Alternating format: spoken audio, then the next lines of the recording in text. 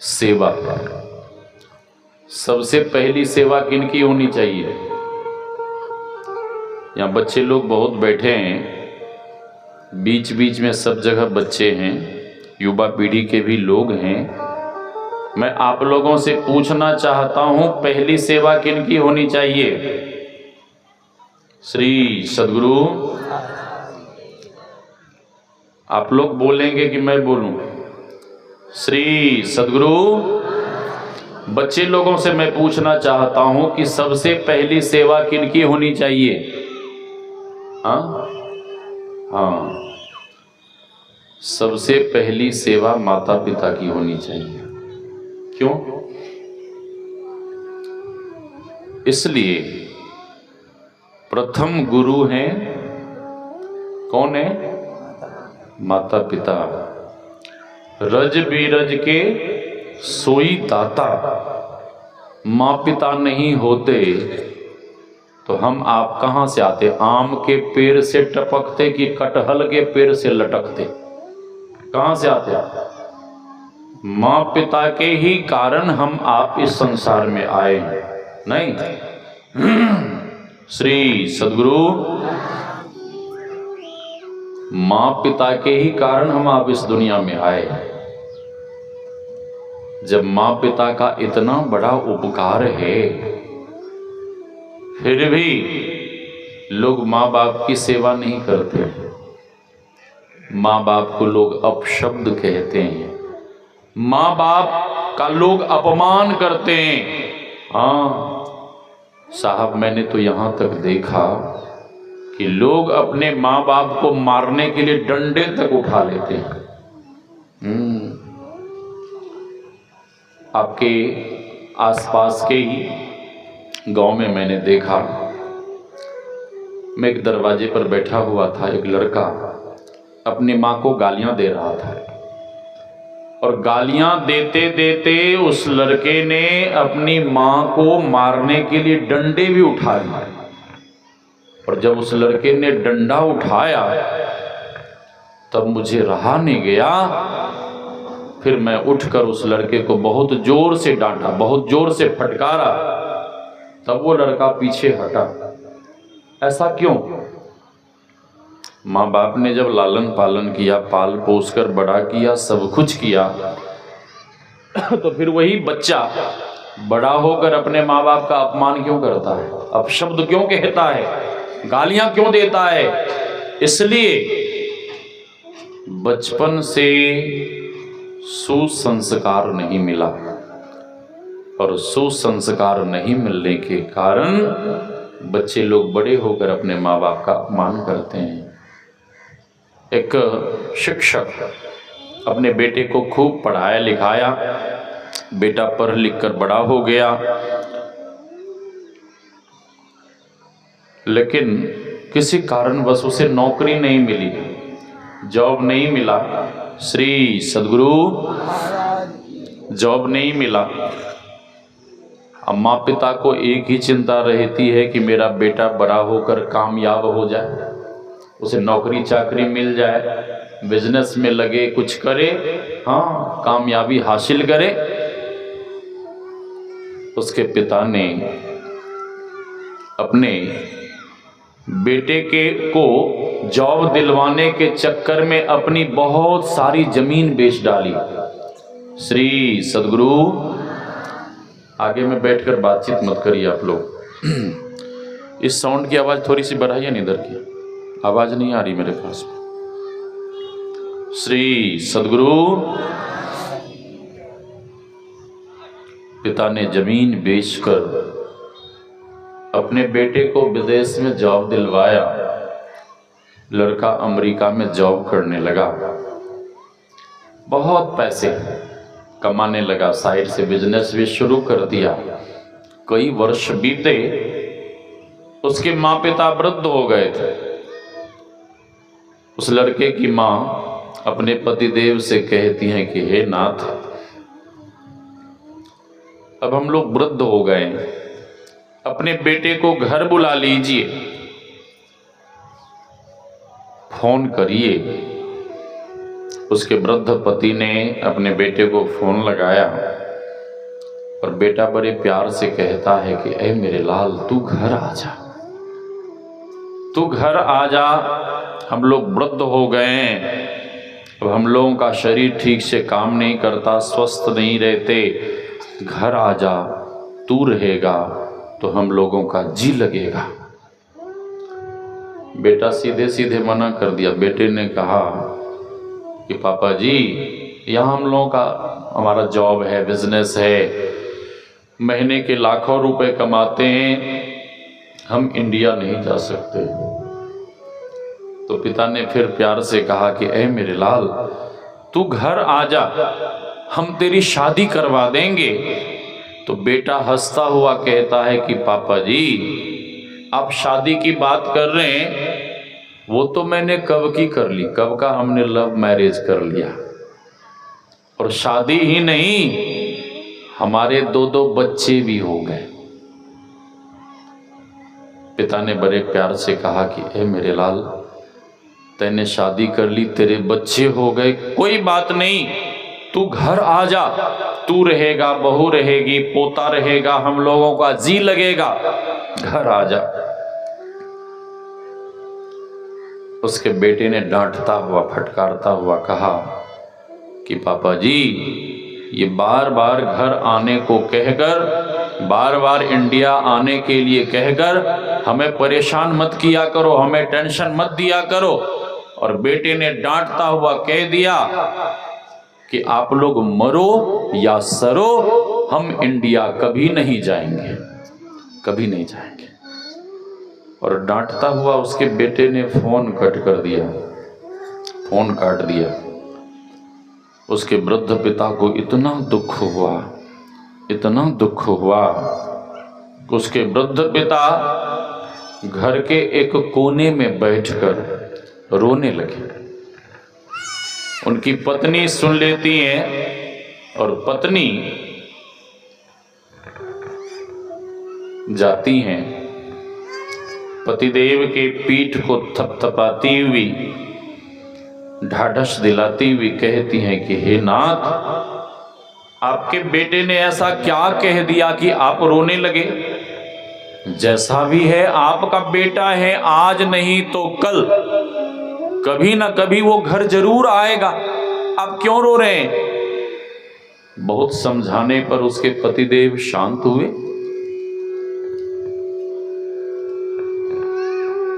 कुछ महीने बीते, उस लड़के की मां पहले से ही बीमार थी। जब 6 महीने बीते और उस बूढ़ी मां के शरीर में पैरालिसिस, लकवा रोग हो गया। और जब शरीर में लकवा मारा तो बूढ़ी मां खाट पे परी तो परी ही रह गई। अब खाट पे ही चाय नाश्ता, भोजन, जलपान सब खाट पे ही मलमूत्र का त्याग करना, सारा काम खाट पे, और ये सारी सेवा उसके वृद्ध पति को करना पड़ता था।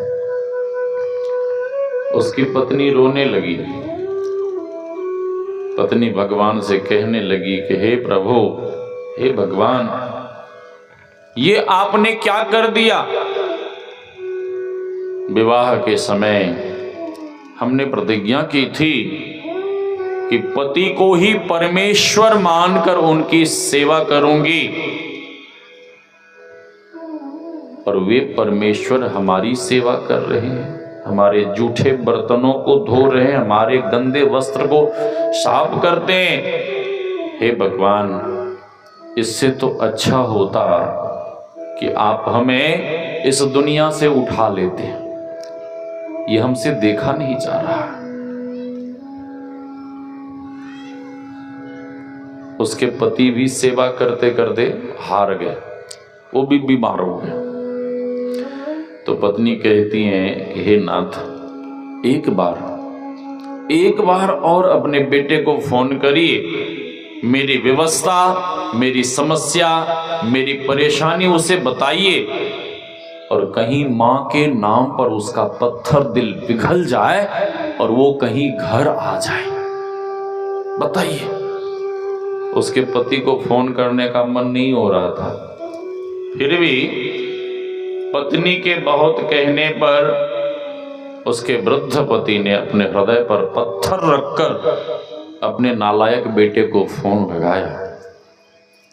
जैसे ही बेटे ने फोन उठाया, अपने पिता की आवाज सुनी, उस लड़के को गुस्सा चढ़ा, टेंशन हो गया और वो लड़का गुस्से में आके कहता है, आज पापा, डैडी, बाबा, बाबू कुछ नहीं कह रहा, आज गुस्से में आके अपने ही पिता को कहता है कि ए बुढ़े, जिस माँ बाप ने जन्म दिया, जिस माँ बाप ने पाल पोस कर बड़ा किया, बेटे लोग अपने माँ बाप को क्या बोलते हैं? बूढ़ा और बूढ़ी, और उधर की भाषा में बुढ़ा और बुढ़ी, ठीक है? हाँ, हरिद्वार की भाषा में श्री सदगुरु। उसके बेटे ने कहा कि ए बुढ़े, ये बार बार फोन कर हमें परेशान मत किया करो। उसके वृद्ध पिता डर गए और वृद्ध पिता फोन पर ही हाथ जोड़कर कहने लगे कि ऐ मेरे लाल, मैं तेरे सामने हाथ जोड़ता हूं, मैं तुझसे विनती करता हूं। और उसके वृद्ध विवश लाचार पिता ने साहब यहां तक कह दिया कि ऐ मेरे लाल, मैं तेरे पांव पड़ता हूं, अरे मेरे लिए नहीं तो कम से कम तू अपनी मां के लिए तो घर आ जा। तेरी मां उठ नहीं सकती, चल नहीं सकती, कुछ कर नहीं सकते, सारा काम, सारी सेवा हमें करना पड़ता है। ऐ मेरे लाल, कम से कम तू अपनी मां के लिए तो घर आ जा।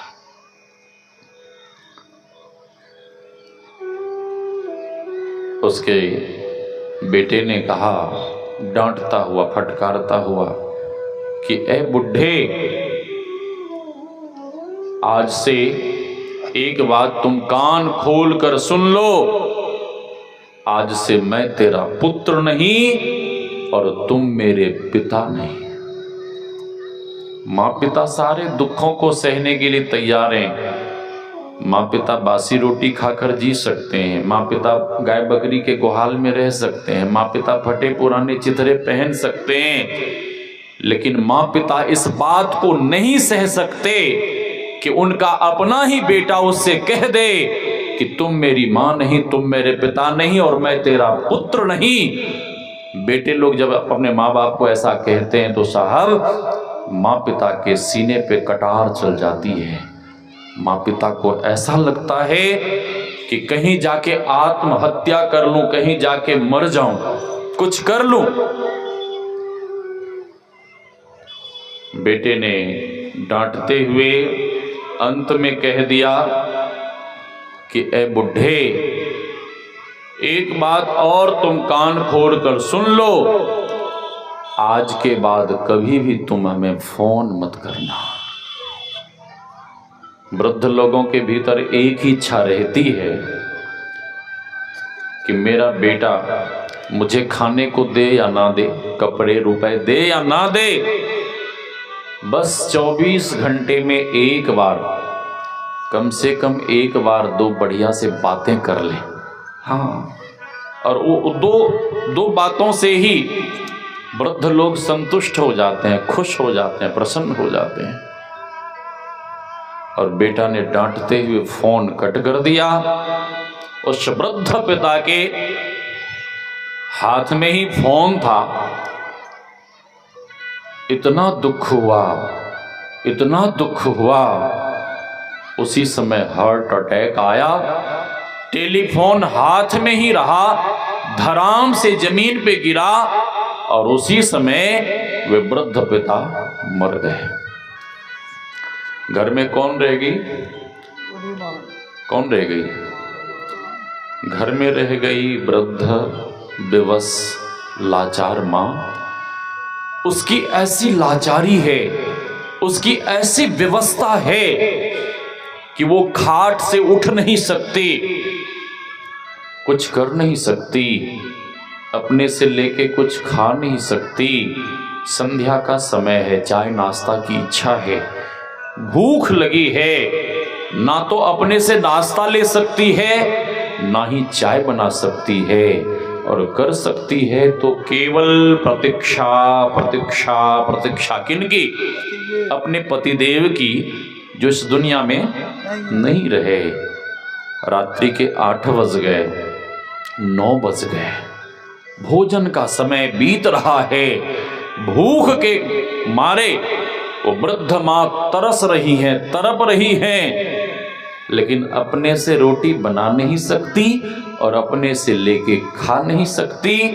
10 बज गए, 11 बज गए, 12 बज गए, सारी रात बीत गई और भूख के कारण उस बूढ़ी मां को नींद नहीं आई। कभी आप लोगों को भूखा रहने का अवसर मिला होगा तो यह अनुभव जरूर हुआ होगा कि जो भूखे रहते हैं उन्हें ठीक से नींद नहीं आती है। प्रभात हुआ, भीतर में एक आशा का दीप जगा कि अब सवेरा हुआ है, मेरे पतिदेव किसी इमरजेंसी कार्य से बाहर गए होंगे, अब आते ही होंगे, और जब आएंगे तो मुझे कुछ खाने को देंगे। 8 बज गए, 9 बज गए, 10 बज गए, पतिदेव नहीं आए। जब 10 बज गए तो उस बूढ़ी माँ के मन में अंदेशा होने लगा और बूढ़ी माँ मन में विचार करने लगी कि लगता है कि मेरे पतिदेव के साथ कुछ अनहोनी घटना घट गई और इसीलिए मुझे मेरे पतिदेव देखने नहीं आए। अंग काम नहीं कर रहा है। बूढ़ी माँ अपने ऊपर ओढ़े हुए रजाई को मुख से, दांत से पकड़ती हैं और खाट से नीचे गिराती हैं। अपने शरीर को खाट के दूसरे तरफ गिराती हैं। उठ नहीं सकती, चल नहीं सकती, अपने शरीर को घसीटती हुई।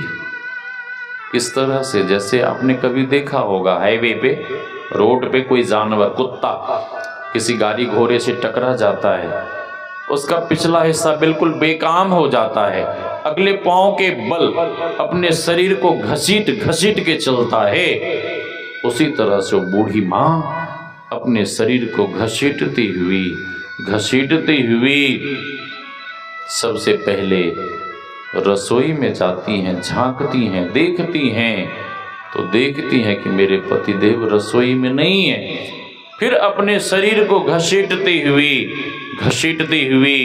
पतिदेव के कक्ष में जाती हैं, तो देखती हैं कि मेरे पतिदेव कक्ष में भी नहीं है।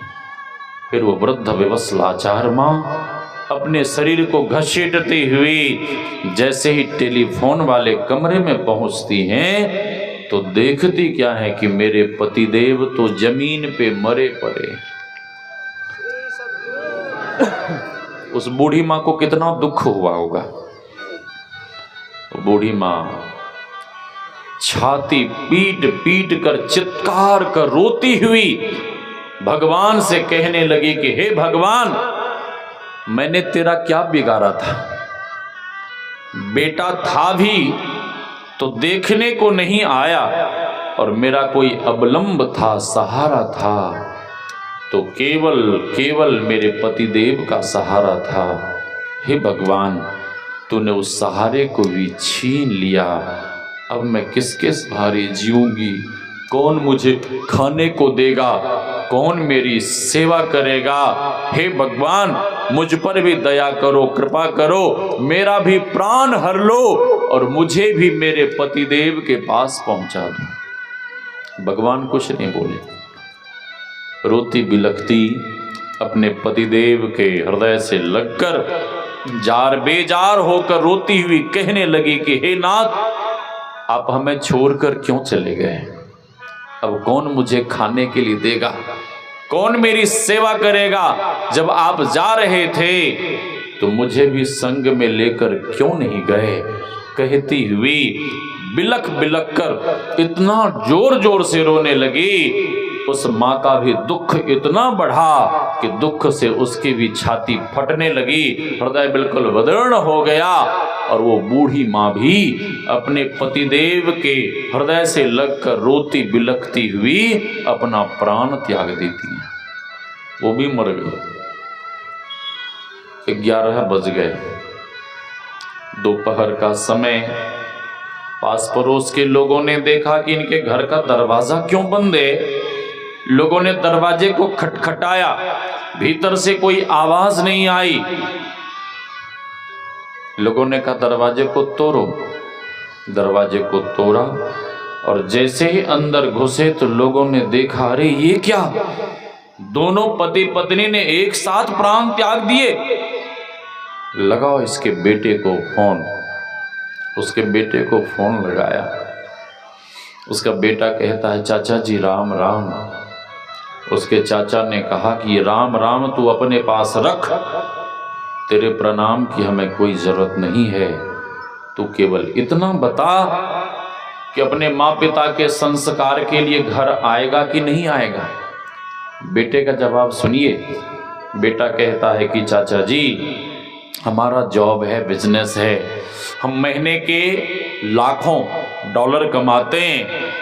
वहां जाऊंगा तो हमारा बिजनेस खराब हो जाएगा, हमारी नौकरी चली जाएगी, हम तो इंडिया नहीं जा सकते।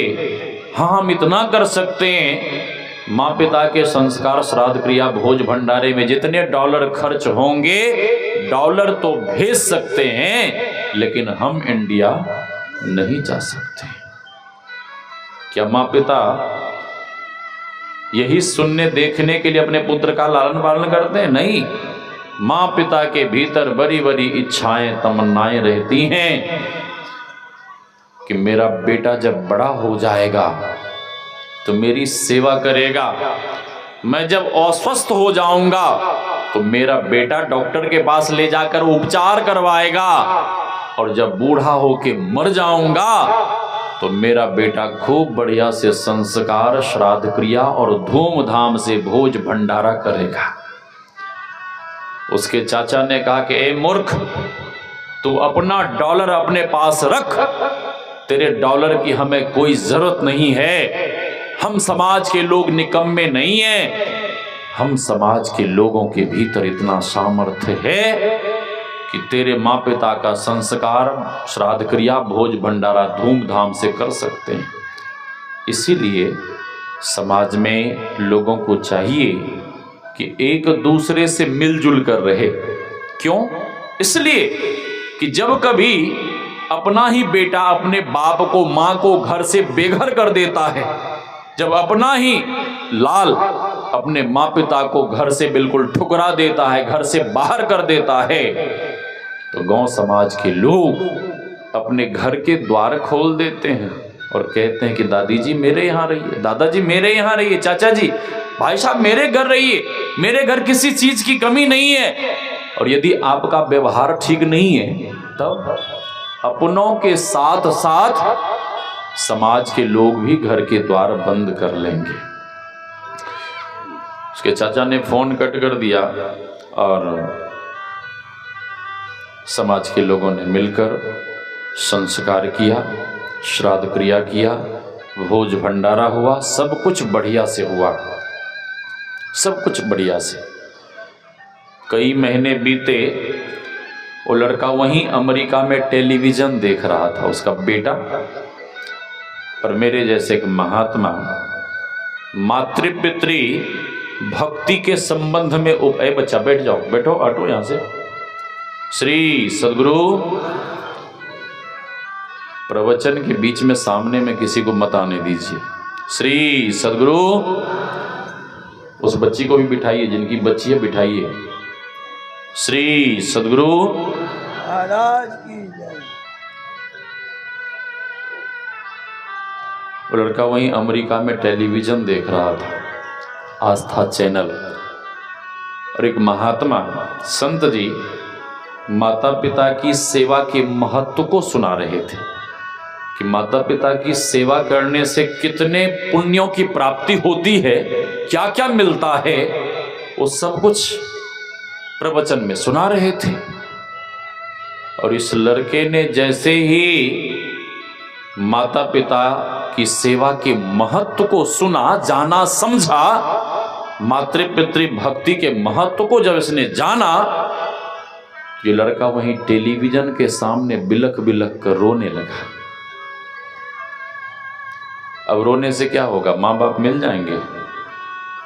जीवन में माँ बाप एक ही बार मिलते हैं, और माँ बाप के जीते जी उनकी इतनी सेवा कर लें, इतनी सेवा कर लें कि उनके मरने के बाद आपको पछताना नहीं पड़े, अफसोस नहीं करना पड़े कि मैंने माँ बाप की सेवा नहीं की।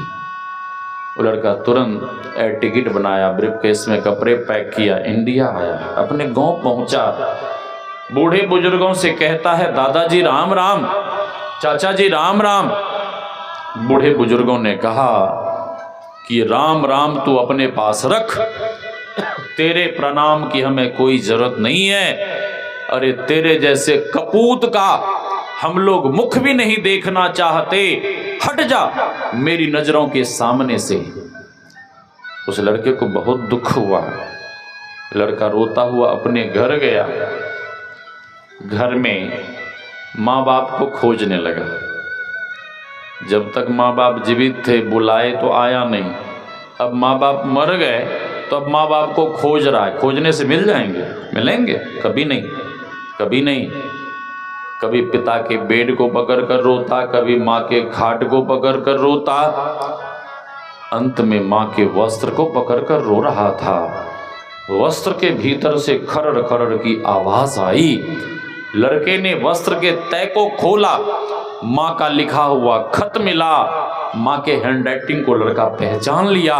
माँ लिखती हैं कि ऐ मेरे लाल, अब मेरा स्वास्थ्य ठीक नहीं रहता, मैं तो अब इस संसार को छोड़कर जाने वाली हूँ, विदा होने वाली हूँ, लेकिन ऐ मेरे लाल, मेरी दुआएं और मेरा आशीर्वाद सदैव तुम्हारे साथ है। माँ का हृदय कितना विशाल होता है, हाँ? माँ के हृदय के जैसा और किसी का हृदय नहीं। जिस माँ को बेटा देखने नहीं आया, सेवा करने नहीं आया,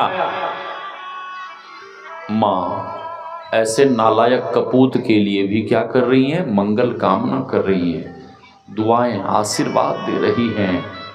अगर माँ ने ममता लुटाई न होती तो ममता मई माँ कहाई न होती।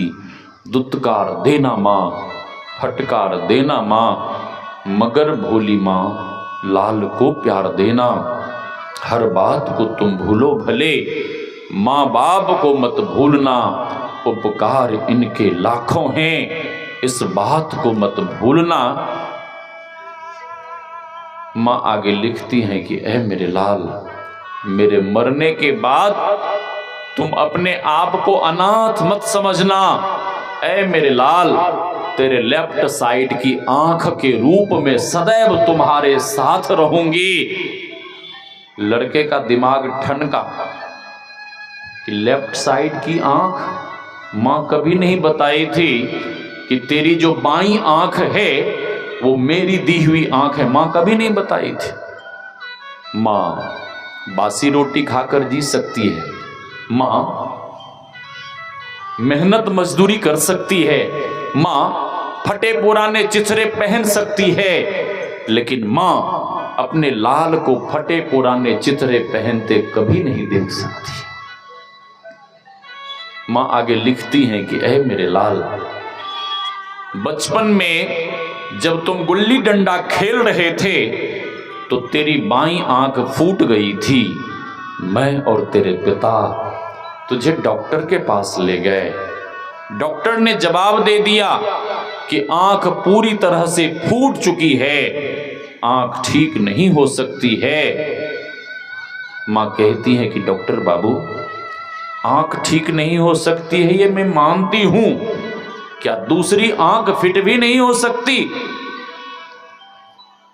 डॉक्टर ने पूछा कि तेरे बेटे के लिए कौन देगा अपनी बाईं आंख? माँ का जवाब सुनिए। माँ कहती है कि डॉक्टर बाबू, मैं अपने लाल के लिए, मैं अपने पुत्र के लिए अपनी बाईं आंख देने को तैयार हूं। ये होती है साहब माँ।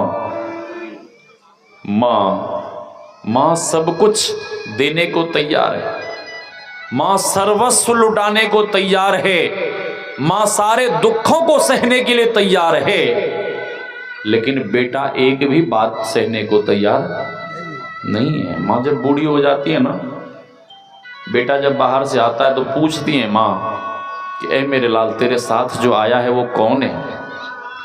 तो बेटा कहता है कि मेरा मित्र है। कान बहरे होने के कारण, नेत्र ज्योति कमजोर होने के कारण माँ दोबारा से पूछती है कि ए मेरे लाल, वो तेरे संग जो आया है वो कौन है? दूसरी ही बार में पुत्र का जवाब बदल जाता है। बेटा जवाब के जगह, उत्तर के जगह डांटता है, फटकारता है और कहता है कि मेरे संग कोई आवे और जाए उससे तुम्हें क्या मतलब? तुम तो खा और खाट पे पड़ी रहो। हाँ,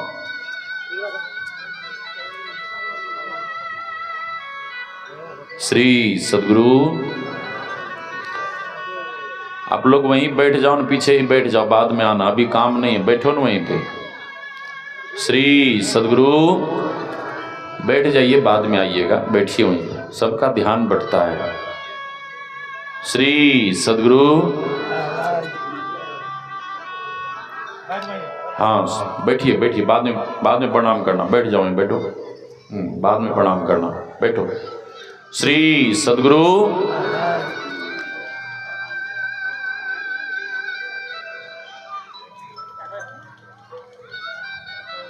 मां लिखती हैं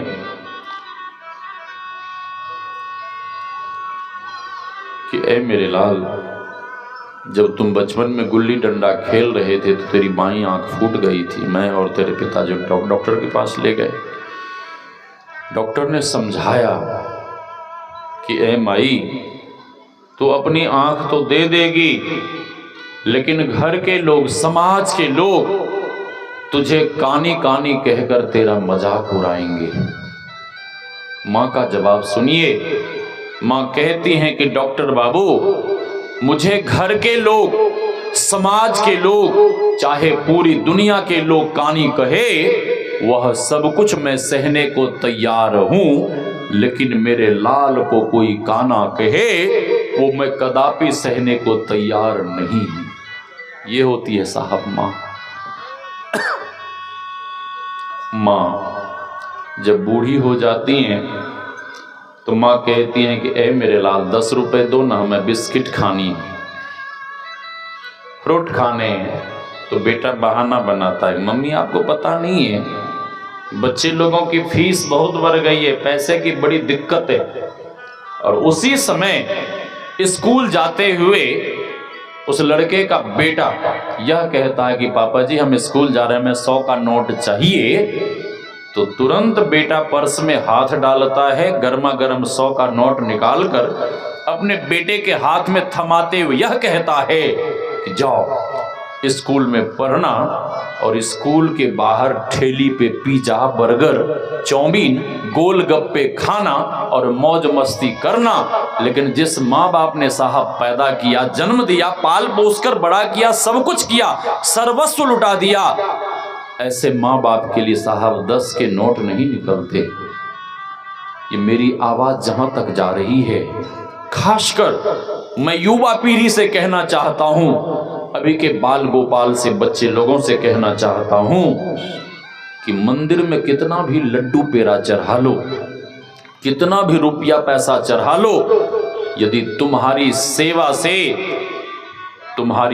से तुम्हारे माँ बाप खुश नहीं हैं, तो भगवान कभी भी खुश नहीं हो सकते। और भगवान को यदि खुश करना है, भगवान को प्रसन्न करना है, भगवान की भक्ति करनी है, भगवान को यदि खुश करना है, तो सबसे पहले घर में बैठे हुए माँ बाप की इतनी सेवा करो, इतनी सेवा करो कि वे खुश हो जाएं, प्रसन्न हो जाएं। और माँ बाप यदि खुश हो गए, प्रसन्न हो गए, तो भगवान को प्रसन्न करने की कोई जरूरत नहीं है। भगवान तो दौरे दौरे तुम्हारे पास आ जाएंगे, भगवान को बुलाने की कोई जरूरत नहीं है। पुंडरीक अपने माँ बाप की खूब सेवा करता है,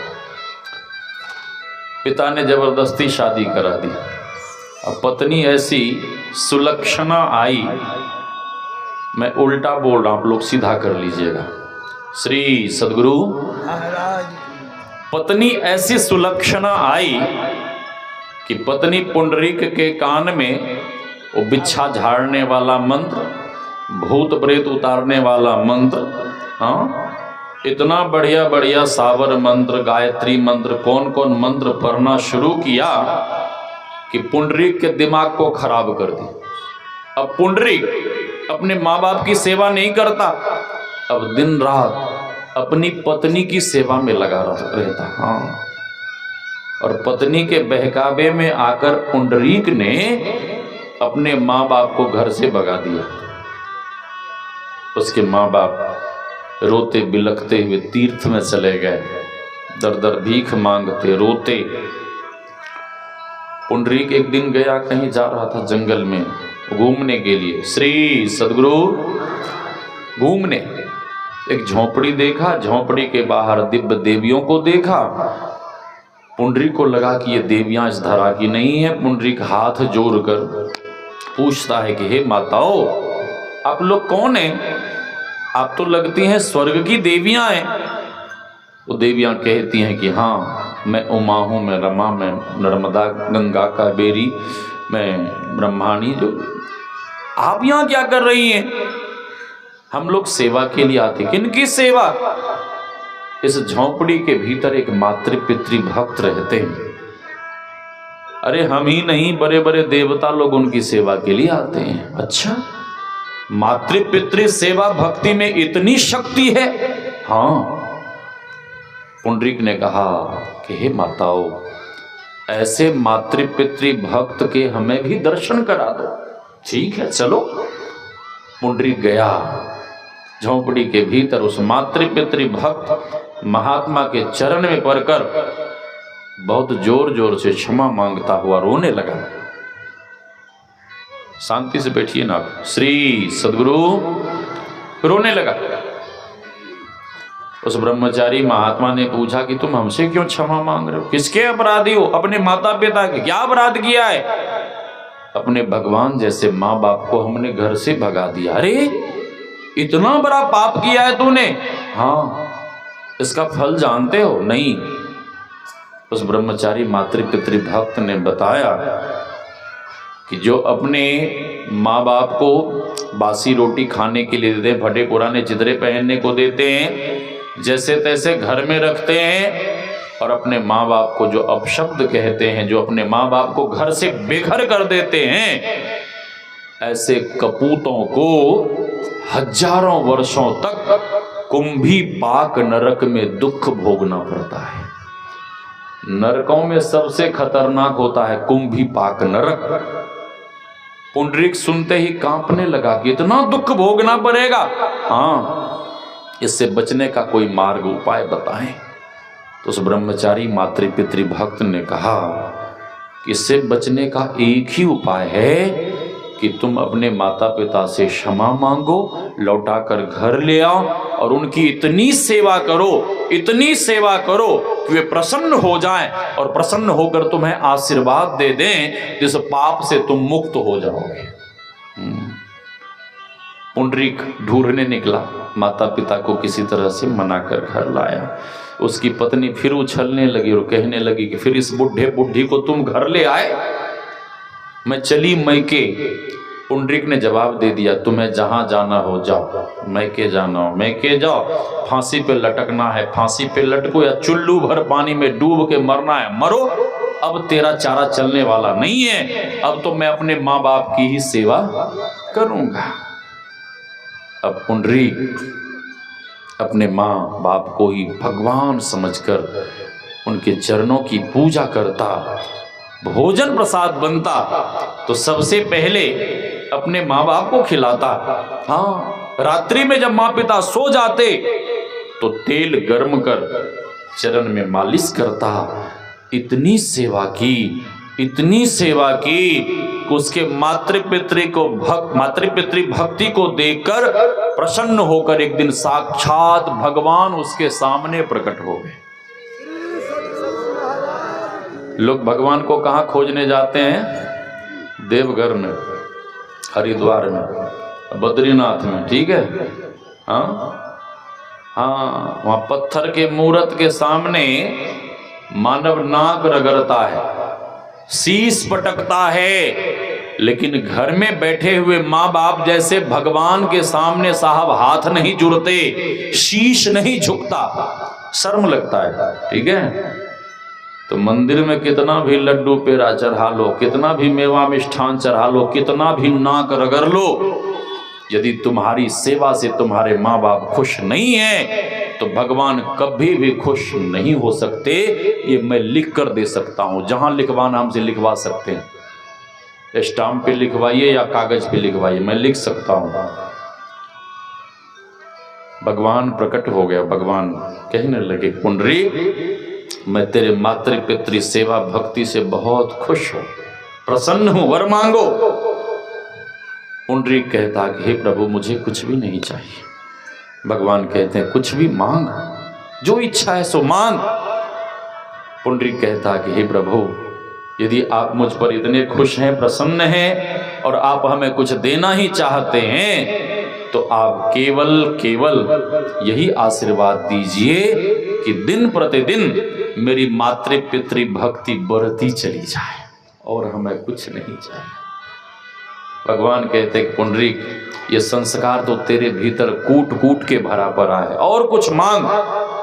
पुंडरीक कहता कि हे प्रभु आप हमें कोई वरदान ही देना चाहते हैं तो यही वरदान दीजिए कि जितने बार इस धरा पे मैं जन्मूं, पैदा हूं, उतने बार खूब मन लगाकर अपने माँ बाप की सेवा करूं और हमें कुछ नहीं चाहिए। भगवान प्रसन्न हो गए।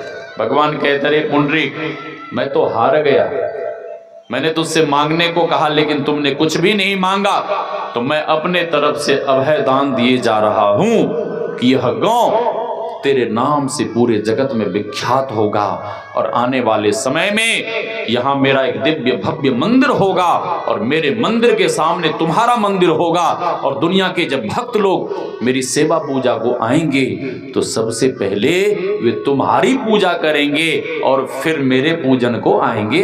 भगवान अपने भक्त का मान बढ़ा देते हैं। हाँ, तो मैं कह रहा था तन पवित्र सेवा किए, तन को यदि पवित्र बनाकर रखना चाहते हैं तो अपने से बड़ों की सेवा करिए, सम्मान करिए। भक्ति के संबंध में पाठ हुआ था, महापुरुष कहते हैं भक्ति बीज बिन सह नहीं, जौ जुग जाए अनंत, ऊंच नीच घर जन्म ले तो संत को। हाँ अच्छा मेरी बात ले लीजिए, ठीक है, मैं कहीं पक्षपात नहीं करता हूं, ठीक है, पक्षपात नहीं करता हूं, लेकिन कई लोग हमें एक दूसरे दृष्टिकोण से देखना शुरू कर देते हैं, बात बनाने लगते हैं और लोग कहने लगते हैं ये कैसे संत हैं, ये कैसे महात्मा हैं, किसी के भी संग बैठते हैं, किसी से भी बातें करते हैं, हाँ किसी के भी यहाँ चले जाते हैं। देखिए जो साधु बन गए, जो महात्मा बन गए या जो भक्त बन गए, उन्हें भेदभाव नहीं करना चाहिए। हाँ भेदभाव नहीं करना चाहिए, उनके भीतर तो यह भाव होना चाहिए सिय राम में सब जग जानी। हाँ सब में परमात्मा है, सब परमात्मा के हैं, सब परमात्मा हैं। हाँ भेदभाव नहीं करना चाहिए।